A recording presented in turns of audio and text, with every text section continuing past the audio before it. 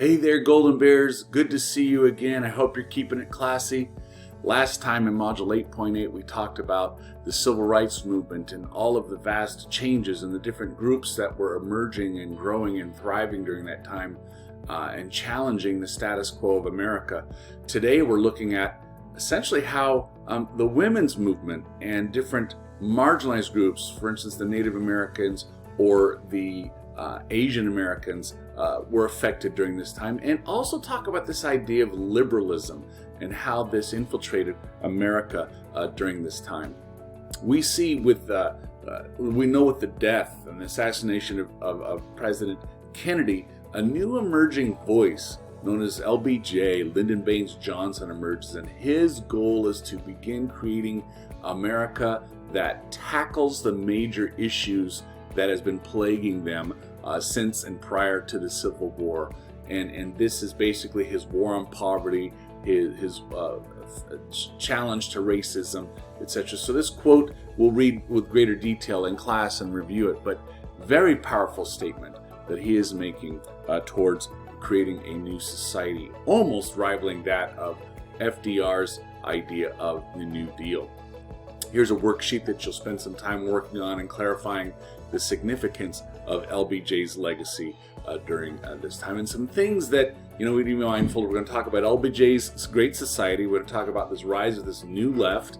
We're going to talk about the Earl Justice Warren and how he influenced the courts, but also then influenced America, the fight for civil rights amongst the various smaller marginalized groups, and this idea of this new growth of new conservatism that will essentially lead us to the election of President Nixon during this time. Before we do that, I'd love to kind of talk a little bit about my journey as well, to kind of bring in some relevancy to this. I don't know if you know this, if I've talked about it, I've forgotten, frankly, but my father was an amazing baseball player in high school, really touted as a second baseman, had an incredible batting average, and was pursued by various colleges to play baseball.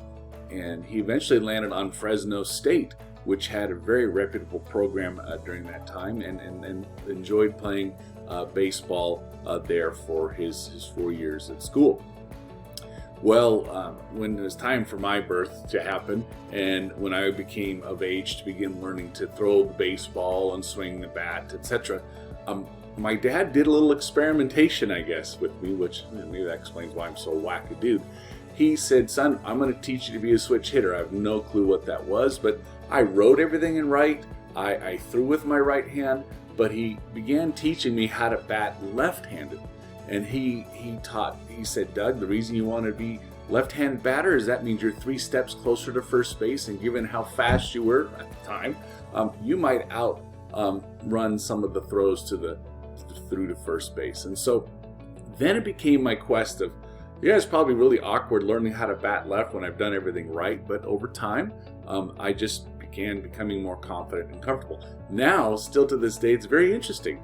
If I go out, I can bat left, I can bat right. When I could play golf, I can hit left, I can hit right. When I putt, I sometimes choose putting right rather than left because I see the break of the greens differently. It's just kind of a little weird quirk of who I am. Of now when I go out and play and throw, catch, and hit and do things with my sons, they're tripping out of how I could pick up the bat and go this way, or I could pick up the bat and go that way, or the golf clubs this way or that way. Playing ping pong, the same thing. Tennis, not so much. I don't have a strong left-handed swing of things. So anyhow, I just share that with you as a representation of, during this time period, America is going to begin talking about this idea of what does it mean to be liberal and what does it mean to be conservative. When we're in class together, I'm going to spend a lot of time kind of unpacking, well, what does it mean to be considered left, and what does it mean to be considered right? What does it mean to be liberal? What does it mean to be conservative? And so you'll see that I have these charts there for us as a reference point, and I'll be watching this video. Maybe you might want to look it up yourself, but we'll spend time in class looking at either of these. What does it mean to do that? And then we'll spend time discussing, based on what we just looked at and discussed, what are your opinions of this? Are you a liberal? Are you a conservative? And then if so, how would you have looked at the civil rights movement? How would you have looked at the women's movement? How would you have looked at Vietnam through those particular lenses of that time? So with that, let us dive in and start here in what the textbook is talking about. The first section of this textbook is talking about the federal efforts to kind of bring about social reform. Yes, we talked about numerous times of the different civil rights reforms that were taking place, and we kind of did a microscope looking down on those various movements. We're now going to look at a macro movement. How did the government respond and maybe help some of these grassroots movements? Well, there were quite a few liberals in government at that time. Liberals meaning that government was the best solution to the problems of society. That's what it meant to be called a liberal during that time. Okay? It wasn't, were you communist or not communist? In fact, many liberals at that time were against communism as well. Liberalism was just that the government was the greatest means of solution to that. Who were some of these liberals? Well, one of them was John Kenneth Galbraith, economist, who wrote this book. I can't remember the top of my memory right now, but this book went on to influence quite a few thinkers, one of them which became President John F. Kennedy. His argument is that we need to reform how capitalism is seen and used, and we need to make sure that it should benefit for everybody, not just for the wealthy. But what made Galbraith's idea kind of unique is that we don't need to redistribute the wealth like communism and socialism was advocating for. Let's just have the government spend the money in different places to give greater opportunities for the poor or for the marginalized or for the women in this. And so this new idea that Galbraith had presented was taken up and championed by many of the Democratic Party during this time period. So they call it reform capitalism. And it's vastly different than the trickle-down theory that John Maynard Keynes had talked about way back since the 1880s and beyond. This is a new idea, and this really captured the mindset of what America was striving for during this time. Still to this day, you see, this is a picture taken, I don't know, in 2021, there in England, where there are young minds trying to argue against capitalism and how it just isn't working. It's keeping the money into too few of hands, and when too few of hands happen, they prevent other opportunities from growing. This has been the tension point in America, as in terms of how we were founded. Remember, Roanoke, the very first initial colony that was founded, failed, but it was a financial colony that was started. Then we had Jamestown, again, a financial strategy by the British Crown to begin here in America. America is founded upon capitalistic principles. I'm not here saying they're right or wrong. I'm just here to say that during this time period of the 60s, they weren't saying capitalism was bad. They're just saying it wasn't working at the time, and we need to be about reforming what it looks like. Well, how was this going to be done? President Kennedy pledged this new frontier against tyranny, poverty, disease, and especially this idea of war. And so with this, they began, even though he did not control Congress and had lacked support, there were small incremental steps that Kennedy had accomplished, where increased minimum wage, increased Social Security benefits, etc., that gave a sense of hope, but many argued he didn't go far enough. Well, this far enough actually was beneficial for America, harmful to the Kennedy family, because, as you know, he was assassinated November 2nd in 1963, leaving his legislative agenda basically unfulfilled. What was this legacy of his new frontier? Funding for more education, Medicare for the elderly, and ending racial discrimination. Who then had to pick up the mantle? That's where we then pick up Lyndon Baines Johnson. Lyndon Baines Johnson was a unique person who actually came from a poor family, didn't even have electricity in the hill country of Texas. He then went on to go to a state college there that was funded for, because he was poor, on an academic scholarship. He then became a teacher, and from teacher he then found himself moving his way into politics, to where Speaker of the House for many years, and working in Congress and knowing how those things, eventually found himself being VP, then because of that, the assassination, now as president. America was lamenting the loss of their boy wonder Kennedy, And anything the LBG could push forward, it seemed as though both Congress and the American population, voting population, was behind this. Knowing that he was coming from urban poor, understanding what it was like to have an empty belly, understanding what it was like to struggle, understanding what it was like to be without, he became a spokesperson of this new great society, he called it, where there would be a war on poverty and a war on those who were lacking. And so he really took the idea of John Kenneth Galbraith's idea and brought it to fruition. And he began focusing on different aspects that needed changing in order to bring about this great society. I love this political cartoon because it shows you all the things that here he came with his big swagger from Texas, his tall nature, his big cowboy hat that he wore, and all the things that he was trying to carve up the proverbial cow that represented America and our financial capacities during this time. Plenty for beautification, plenty for education and foreign aid and poverty. He just felt there was plenty to carve up there. What would happen after this cow was carved up? Would America still exist and still be able to be running as a country? Well, I love this cartoon on the left-hand side. There are many of these plans that both Kennedy and LBJ put into place that are now hitting their 50-year mark. And are we better off because of these programs that were instituted back then as to where we are now? Here you see the War on Poverty Memorial, and you see a couple with Uncle Sam there in the middle saying, I think we didn't find our way out of this as we thought we had.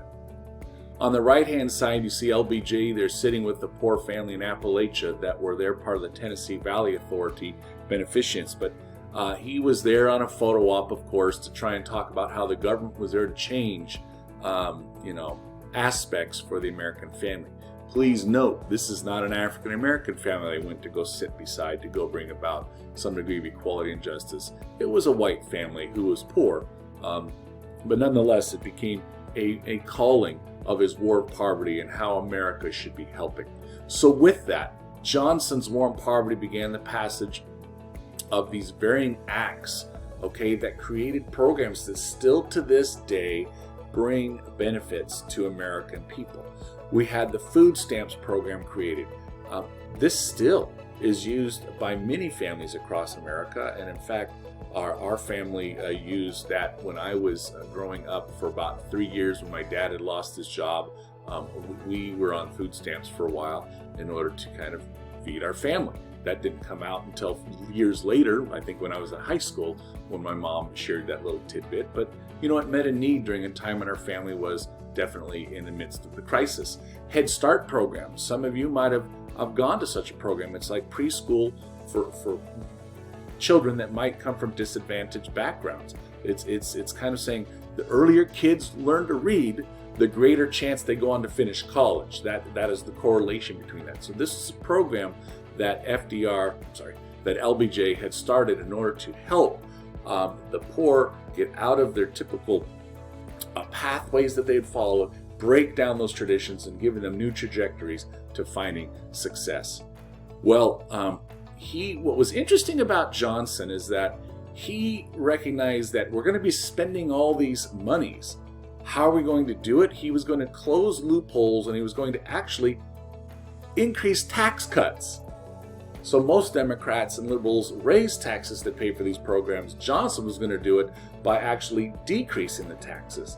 What did this do? It helped the conservative, business-minded people go like, yes, cool, this is kind of a cool idea, let's try this out. And this experiment of Galbraith actually kind of worked. What does that mean? Is that our gross domestic product went up dramatically. And what did this mean? There were taxes made by the government to begin paying for these things, and it did create new jobs and did kind of begin creating a greater redistribution of wealth. Just go figure that this economic theory actually planned out and played out. So this trickle-down idea began to work while cutting taxes, yet at the same time increasing government spending and increasing government participation in that arena. Well, President Johnson runs for re-election against Barry Goldwater, and I I wish we had more time to talk about the great legendary Barry Goldwater from Arizona and some of the things he represented. But Barry Goldwater represented a fight stronger against communism, greater religious autonomy.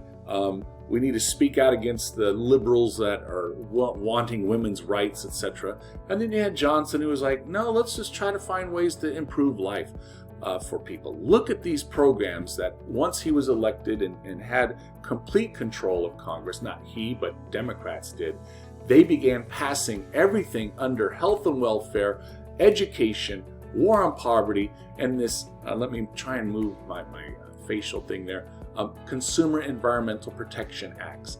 An incredible amount of money was being spent by our government to begin recalibrating how America and American society was going to work.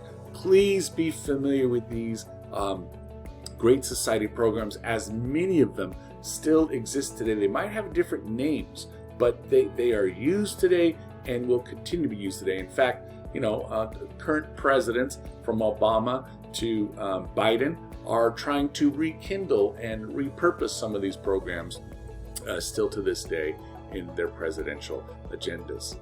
As we continue, as I mentioned on the prior slide, is that President Johnson urges the 88th and 89th Congress to really begin focusing on his war of poverty and to create this great society. And so with that, this began to really challenge the fundamental racist and feminist, sexist aspects of America that began creating some degree of hope for the Americans, especially those in the South and the African Americans, where the voting rights were expanded and created to be protected. And minimum wage was raised, and more importantly, a small little aspect that has been plaguing America since 1880s, when we have the Chinese Immigration Act. We then have further quota acts prior to World War I, and then we have post-World War I immigration acts that basically made it difficult for Asian people to make it into America. We now have in 1965 this Immigration Act where it is repealed and basically minimizing how many Europeans can come into America, and now giving a greater percentage of Southeast Asians from Vietnam, Burma, Cambodia, etc. can come into America as part of the immigration program. So this Immigration Act was a significant step in a direction that America was vastly needing, for sure. I love this little cartoon here talking about President Johnson here being at the keyboard there, kind of playing his Johnson song, his ragtime of when everything is good, here's all the things that we can spend. Let's just keep spending, solving, creating these great America, war on poverty and the Great Society to a fruition. Well, it doesn't go without saying, there is also another key leader that seems to sandwich in between Kennedy to Johnson to now Chief Justice Earl Warren. He is the Supreme Court leader of our SCOTUS, and it is there that we see this liberalism. Remember, liberalism, this idea that government can solve the problems and the challenges of society. He begins using the court to begin giving rights to the marginalized and those who haven't had a voice to this point. He begins to continue to affirm voting rights need to be followed and adhered to, not only in the South, now into all parts of America. He overturned various laws dealing with interracial marriages and the school district and the busing, etc. Why is Chief Justice Warren so significant? If you think you're going to take on a life of crime, hopefully you're a pretty good lawyer, because you need to understand how the Fifth and the Fourth and the First Amendment, kind of are your protections. And it was Chief Justice Warren that emphasized the importance of these things. For instance, the Fifth Amendment says you have a right to self-incriminate yourself. Basically, what does that ever mean? If a cop ever, pulls you over and tries to hold you against your will, you have to answer these two things. Say, police officer, are you saying I am not free to leave? And if the officer says, well, no, you're free to leave, then you can leave. But if they keep you, that means they have to give you reason why they want to keep you and arrest you. And then the second thing you need to know about the Fifth Amendment is that you have the right to not talk. The only thing you have to give them is your name. In fact, don't give them a false name, because then they have you other reasons that they can arrest you for later on. Give them your real name. And then beyond that, say, I have a right to talk to my lawyer, and I have no reason to talk to you any further. Because if you do talk with them and engage with them, that takes away your not your Miranda rights, your Fifth Amendment rights of self-incrimination. So it's important for you guys, if you're planning on becoming a hoodlum or want to know your rights and demands as a young, it is the Earl Chief Justice that really began to clarify how different people groups can begin using the Constitution to protect themselves. The Fourth Amendment. Hey, they can't come onto your front door. If the FBI or police force, anybody comes to your door and says, hey, we'd like to talk to you about something, never invite them into your home. Say, no, we'll come outside and we'll chat. Maybe. Or if they say, we need to come in your home, let me see your judge sign papers to come in and search my home. And then in that, it even has to delineate what they can and can't search, okay? And then your freedom of speech, folks. As young high school students, you do have the right to free speech as long as it does not impede what is happening at the school or endangering other people. There are aspects that free speech can happen for you on the school campus. How did all these things come about? Because of Chief Earl Justice Warren and Lyndon Baines Johnson and the times of that era that were seeking out ways in which to protect various people. I love this idea of this 21st century, the Miranda rights. Remember, this is where you'll have the rights read to you as a reminder of what you have under the Constitution if you're ever arrested. Okay, if they don't read you the Miranda rights, often you then go free because the government and the police have not given you what rights you have. So here you have you're innocent until proven guilty, no matter what is written on social media and on the internet. I kind of love that little snarky thing there. So this is an activity we'll do in class. Now, continuing on, these are some of the key court cases that were controversial at the time. But in our time period, here we recognize that how influential they were in forming and changing and transforming America during that time. So from Gideon versus Wainwright, where poor people now have to be provided an attorney when any felony is committed.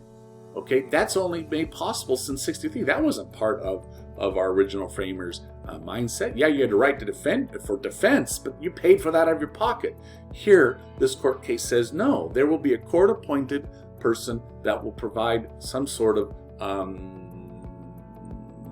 protections for you in terms of an attorney. I'm not saying they'll be good, to say that they will be provided for you. The Miranda rights, where the police must advise you of your constitutional rights. Prayer that was affected by this. This idea that Griswold versus Connecticut, prior to that time in '65, the government thought contraceptives they were illegal to get. And so these things were struck down to where the woman's right to choose if she had them or not was up to her, and it infringed upon her rights for privacy. And so long live contraceptives for that. Ironically, I don't have time, but Japan, I'll talk about this in class with regards to Japan, etc. And then the final one is this idea of Roth versus United States. They were, many conservative groups were upset about the pornographic material, etc. Well, what was this struck down? Well, no. Who determines if pornographic materials is right or wrong in your home or in the streets, etc.? This is a court case that many conservatives were totally against. But you know what? In the scheme of things, what is free speech and what is the right to talk about, whether it's art or whether it's literature, regardless of what the pictures might be or regardless of how defaming or how sexist it could be or objectifying they could be. Okay, that is what clearly was defined here by Chief Justice's influence. So please recognize the importance of the Warren Court, it's called, at the same time of LBJ and the Great Society, and how both of these men and their influences dramatically influenced the cause and culture of America. Number two, there's during this time a new emergence of often college-minded college-educated, white culture shift, okay? Last time in last lecture we talked about what was taking place amongst the African American movement. Now we're kind of focusing on this new group of people. They call themselves the New Left. And the old left versus the new left, okay? The old left were people who were socialists, who were considered communists, who were fighting for labor unions and demanding their rights through that thing. The new left wasn't so hung up on that stuff. They were more recognizing that we need to speak up and everybody needs to be part of the democratic society, that everybody has a say, everybody should have some participation in this. And so this new left got together, okay, and they declared this Port Huron statement condemning both liberal politics, interestingly enough. Why did they declare liberal politics, where we just talked about how they were changing so many things? Well, they felt they didn't go far enough, okay? How did they not go far enough? Attacking the war of Vietnam, attacking racism, how the universities were being funded by the government to develop weapons of mass destruction, etc. How the universities weren't caring for the students who were there at school. So this Huron statement was unique in that they attacked kind of some of the institutional aspects that the government was doing big, and they didn't feel like they were going far enough during that time. We're now going to get even a little more confusing about how we're going to talk about the counterculture here in a little bit. But please recognize that, again, we're 50 years into these movements.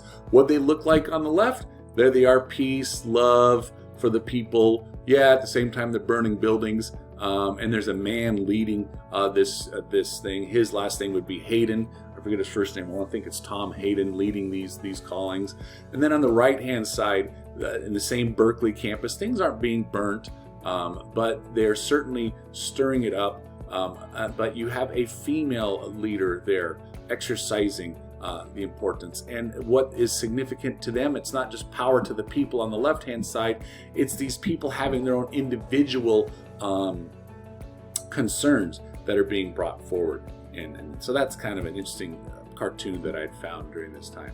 So in addition to the Port Huron and the SDS movement, we have at the same time a group of people of the FSM, because they felt that these opportunities on the college campus, they didn't have a chance to have their voice being heard. And so they really rallied around this free speech movement. And this is where you hear of the college students championing the cause for free speech, and they begin doing these sit-ins and demonstrations. Here we see at Cal Berkeley in a very organized fashion what makes this unique in the civil rights movement. Look at the front of this. You have women that are given some equal standing. They're at the lead of the line, not pushed to the back. I love this quote from Howard Zinn, a very considered liberal and actually a very harsh historian on the United States. He says, "You are saying our problem is civil disobedience, but that is not our problem. Our problem is civil obedience." And during this time, this free speech movement was there about speaking out against the injustices that the government was called. That cartoon on the top right-hand side is I love that through that gate is our governor at the time was Ronald Reagan, and how he was returning as the cowboy to smother all this free speech during that conversation time. Well, what kind of triggers more and more of this radicalism is this Vietnam War. And what is triggering more of it?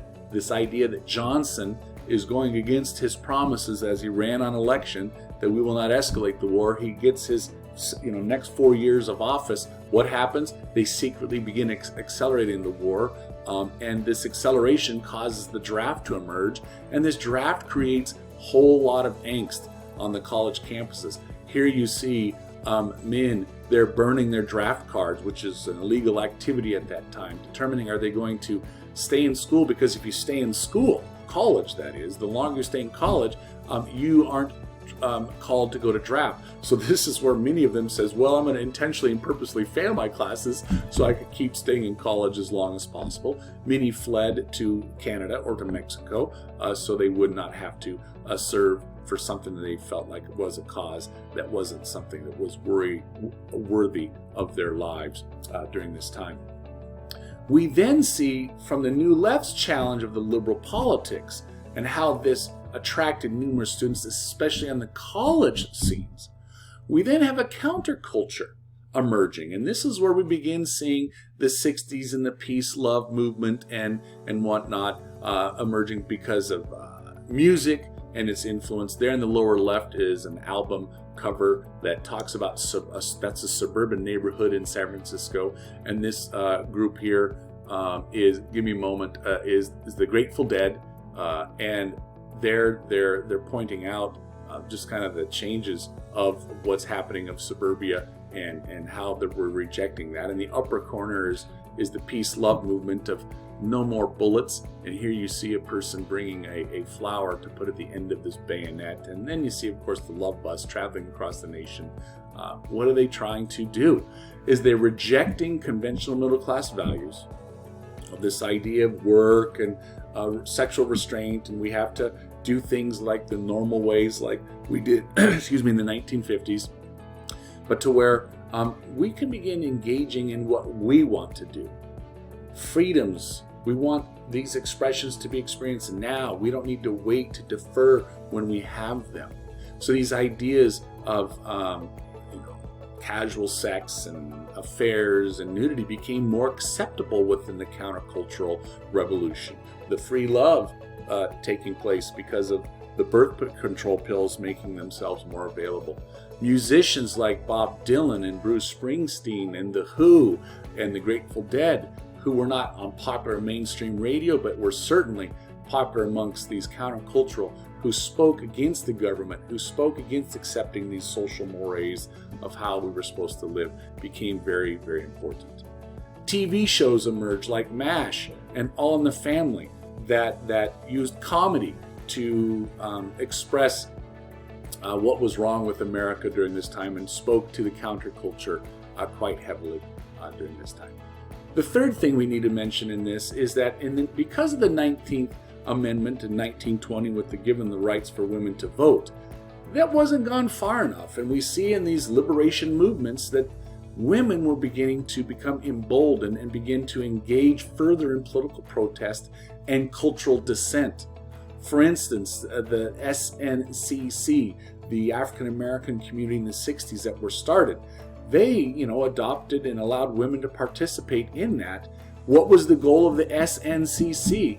Was really unique is that unlike mainstream civil rights groups, which merely sought integration of blacks in the existing order, SNCC sought structural changes in American society itself, meaning women have a place in this. It isn't just based on race that we're doing these organizations. It's about anybody who is feeling marginalized.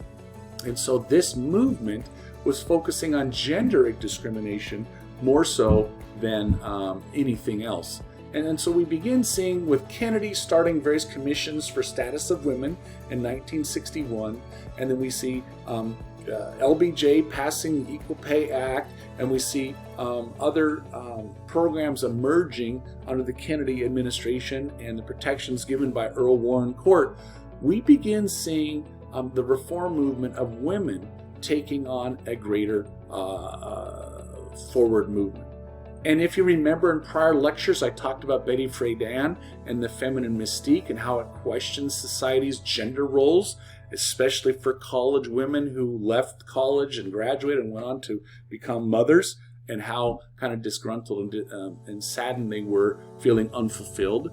We see Friedan and Gloria Steinem starting this Now movement, which was basically geared to raise awareness of women and their pay and the sexism that they experienced, which became very, very mainstream. In fact, Gloria Steinem started a magazine called Miss, I think in 1966, to help young girls recognize their voice and read articles and poetry and see pictures and learn about reproductive rights, etc., in a magazine to really make the role of women elevated and exercised during that time. Here you see Betty Friedan in the front, really calling for equality for women. And then I love this comic strip on the right-hand side is here you have in the 60s the feminine mystique and how women are supposed to look, and behave and challenging that way, to where here we are now, a woman can dress in whatever fashion she wants. But in today's day, it's kind of cool that we're questioning, we're pushing back against what's wrong with having a donut? What's wrong with maybe having bodies that aren't as designed by the magazines, etc. So this is kind of an interesting political cartoon that was drawn up, that how far the feminine mystique has gone to embrace donuts, not just how our bodies look, and what a good thing that is, and the liberty that has brought.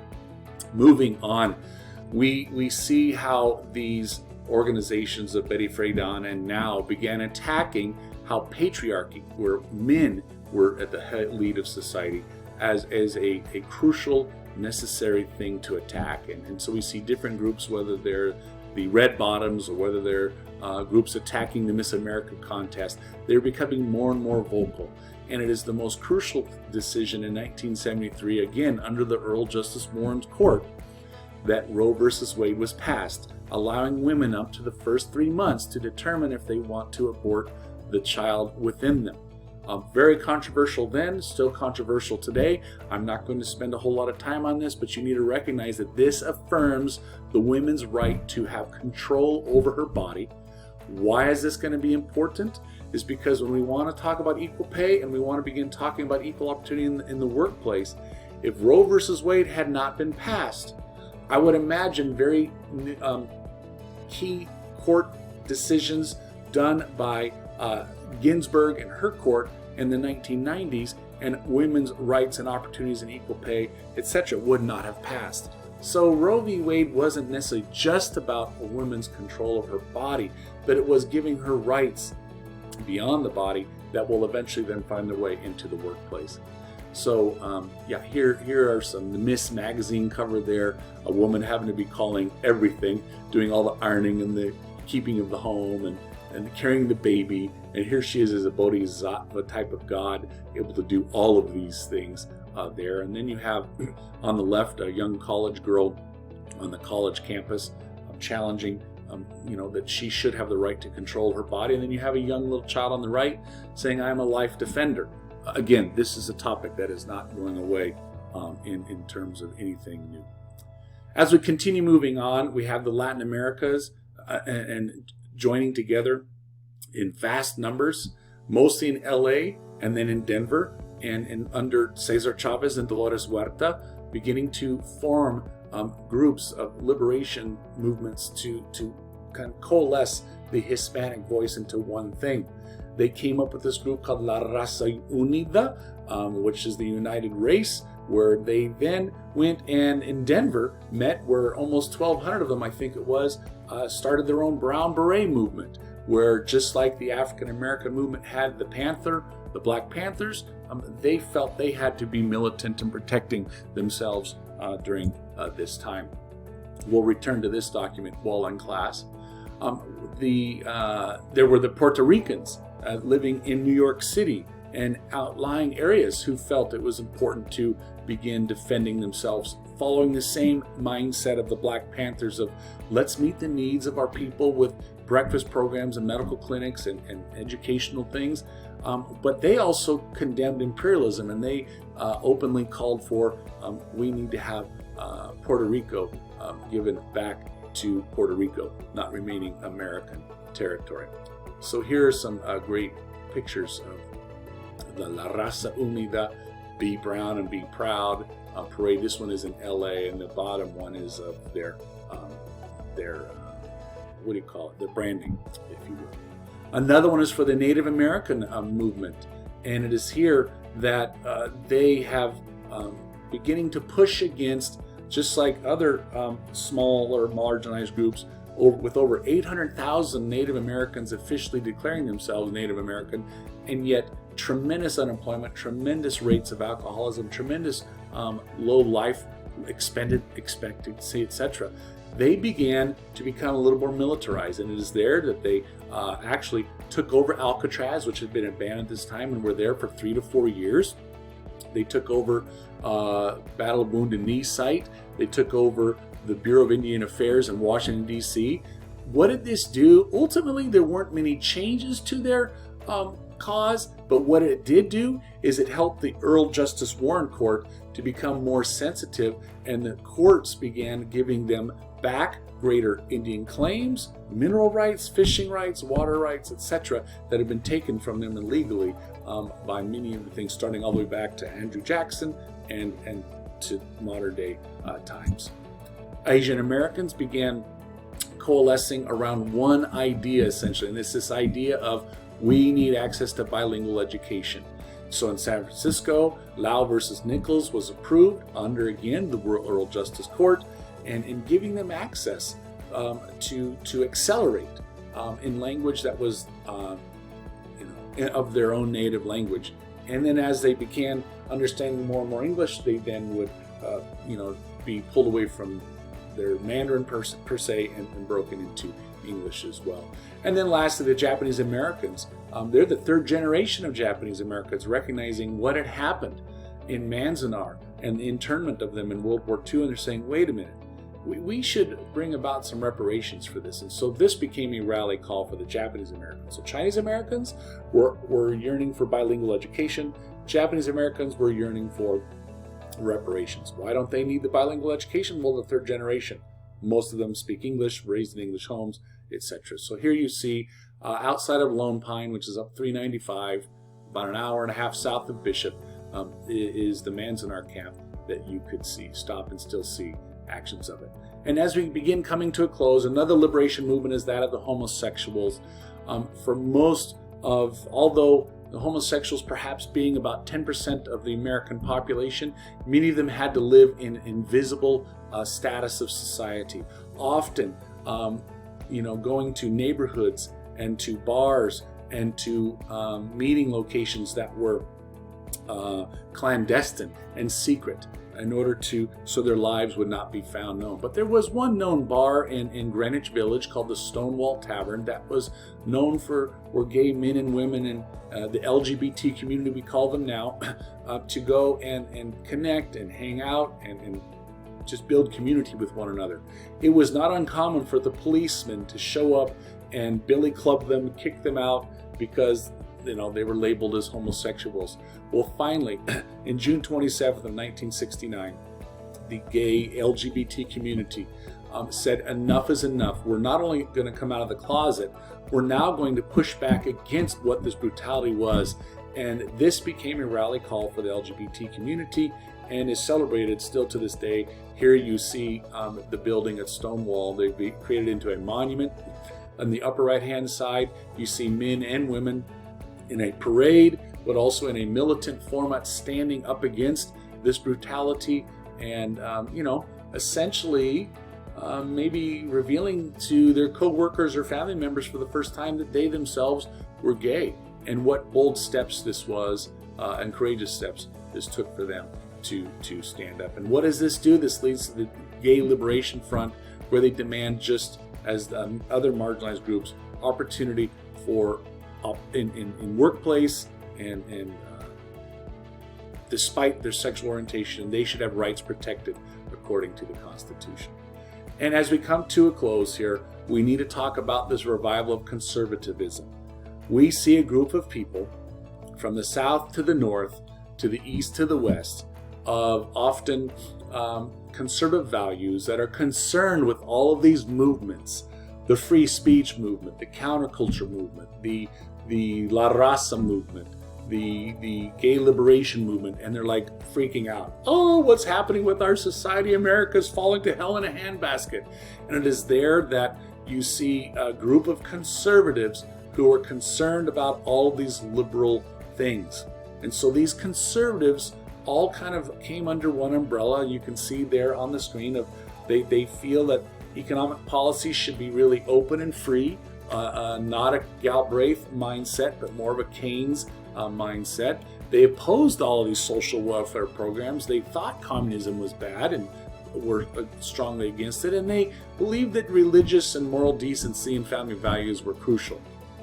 What did this bring about? A rise of Orange County.